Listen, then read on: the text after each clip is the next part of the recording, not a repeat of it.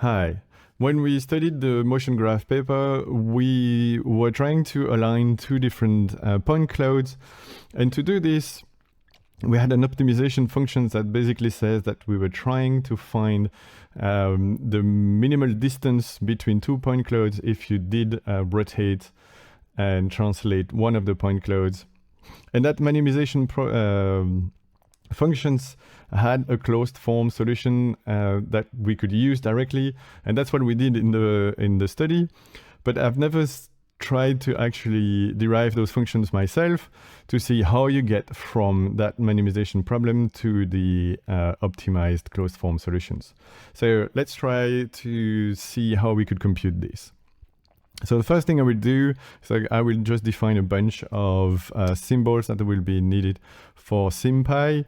And when we start from the minimization problem, this one is a vector, is XYZ points and points XYZ also. So I will rewrite the square distance formula with the actual formula for the translate we have here. And basically what you will do is you have a function that basically says the first point x, because now I have x, y, and z. So xy is minus the x prime y multiplied by the cosinus of the angle plus the z prime multiplied by sinus plus x zeros, and the same for the z is multiplied by cosinus minus x multiplied by sinus. I remove the y's because when I try to do a minimization problem here, I'm only rotating and translating along x and z's, so the y will be constant. So no matter what the values will be for theta x0 and z0s, y will always be the same, so it's useless inside of my minimization problem. And now because we're taking the square distance, basically it means that I could just leave the functions as this. Otherwise I would have to do the square roots of these to get the distance, but then re squared would be square root squared. I don't need to deal with it, so I could just do this formula, and that's what you have now in terms of x0, x's, xi, x prime I, and so on, has been rearranged to get rid of the parentheses automatically by SymPy. Now when you try to do a minimization problem of a functions, what you do, especially if you have square functions, you could just take the derivative of your functions and look where the gradient will be 0, because that will be your minimum. And so we will do exactly the same thing here. I will take the partial derivatives of my functions in respect to theta, and that gives me that big function here.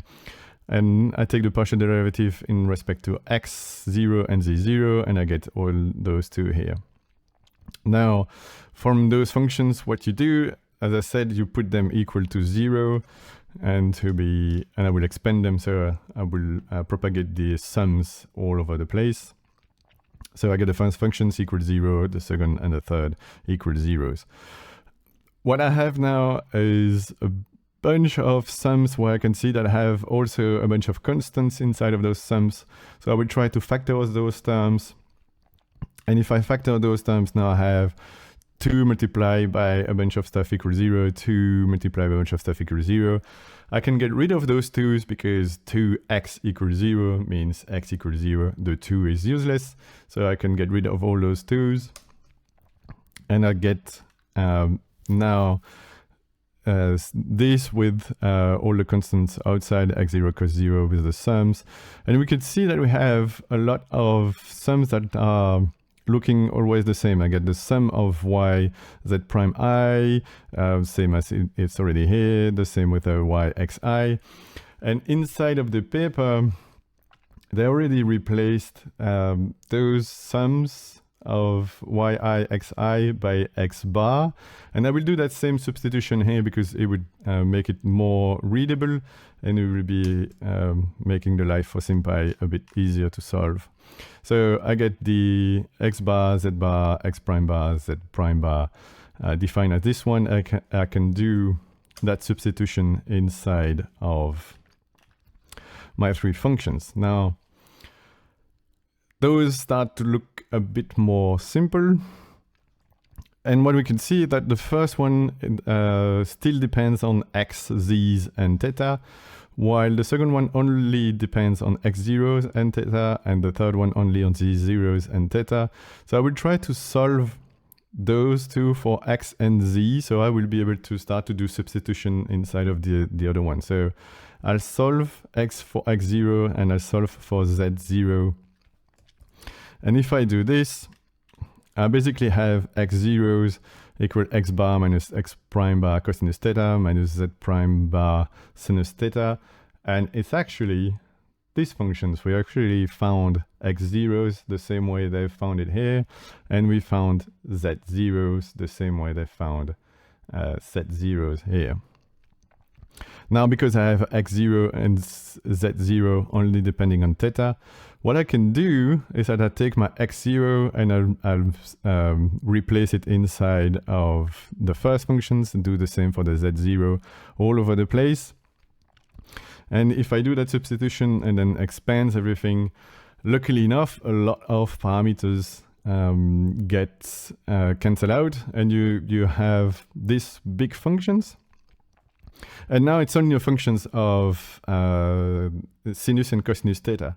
And more importantly, it's actually a polynomial where you can see that every term is either a term multiplied by cosinus or sinus. So it's something multiplied by sinus, by cosinus, sinus. So all of them is always multiplied either by cosinus or sinus. So I can try to rearrange these functions and collect for the sinus and cosinus terms.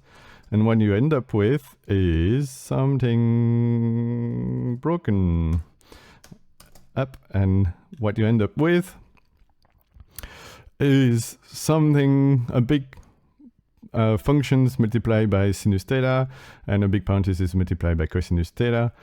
Now, basically, I have a sinus theta plus b cosinus theta, which is equals 0, which means that with a bunch of rearrangement, you can end up with a sinus equal minus b cosinus, and then sinus divided by cosinus equal minus b divided by a. And you finally end up with theta equal arctangent of minus b divided by a. So minus b divided by a. And if I do this, so minus a divided by b here, you get this formula, which is actually what they have here. It's the same functions for the theta we have solved. So now we have theta, x0 and z0 as a closed form solutions in the same way the paper did. So this is how you derived those functions. Hope you liked it. It was a short one. See you next time.